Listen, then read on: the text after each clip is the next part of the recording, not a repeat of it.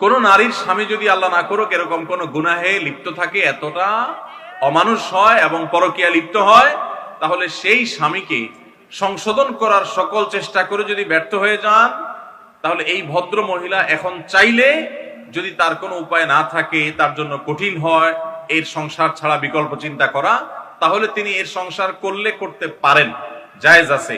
তার পাপের কারণে সে পাপিষ্ট হবে, এই মহিলার বিবাহের সম্পর্ক ভাঙবে না তার পাপাচার লিপ্ত থাকার কারণে।